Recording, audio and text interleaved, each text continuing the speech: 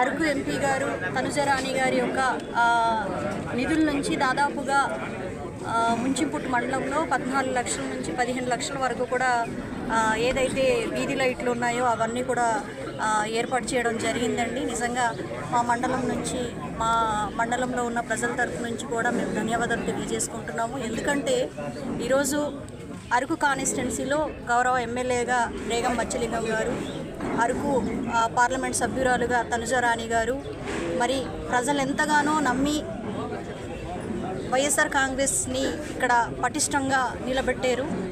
రాష్ట్రం అంతా కూడా ఓడిపోయినప్పటికీ కూడా అరకు పాడేరు అనేది ఈరోజు స్టాండర్డ్గా వైసీపీకి కంచుకోటగా నిల్చుంది.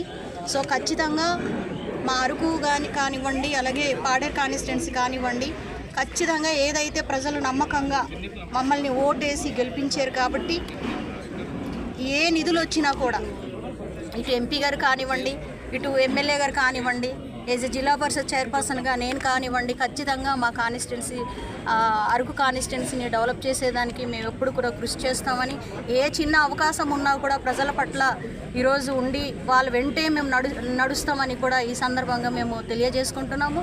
ఇదే కాదు, ఇంకా మరికొన్ని మంచి పనులతోటి ప్రజల ముందుకు కూడా వెళ్తామని కూడా తెలియజేసుకుంటున్నాను.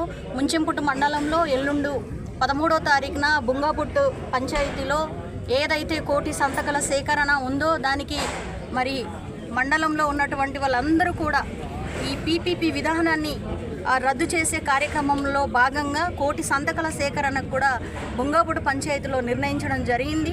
ఖచ్చితంగా మా ముంచింపుట్టు మండలం నుంచి పెద్ద ఎత్తున కూడా అక్కడ వచ్చి దిగ్విజయం చేయాలని కూడా మనస్ఫూర్తిగా కోరుకుంటున్నాను. ఈరోజు కూటమి ప్రభుత్వం ఏర్పడిన నుంచి ఏదైతే ఈ ప్రభుత్వం చేస్తున్నటువంటి అణచివేత, ఈరోజు మీరు గతంలో అనేక మార్లు మనం మాట్లాడుకున్న పరిస్థితి చూశారు. అన్నీ కూడా ఏ రకంగా విధ్వంసానికి గురి చేస్తున్నారో మీరు చూశారు. మరి ఈ రాష్ట్రంలో ఏదైతే మధ్యతరగతి కుటుంబాలు ఉన్నారో విద్య కానివ్వండి, వైద్యం కానివ్వండి అందని ద్రాక్షగా ఉన్న ఈ పరిస్థితుల్లో ఈరోజు పీపీపీ విధానాన్ని తీసుకొచ్చి ప్రజల ముందు ప్రవేశపెట్టేదానికి కార్యాచరణలు చేస్తున్నారు. కాబట్టి వైఎస్ఆర్ కాంగ్రెస్ పార్టీ అధ్యక్షులు మా గౌరవ జగనన్న గారి ఆదేశాల మేరకు పెద్ద ఎత్తున కూడా సంతకాల సేకరణ చేసి గవర్నరు అదేవిధంగా రాష్ట్రపతి నోటీసులో కూడా పెట్టేదానికి కూడా సంకల్పం చేసి ఉన్నారు. కాబట్టి మీరందరూ కూడా జయప్రదం చేస్తారని మనం చేసుకుంటున్నాం.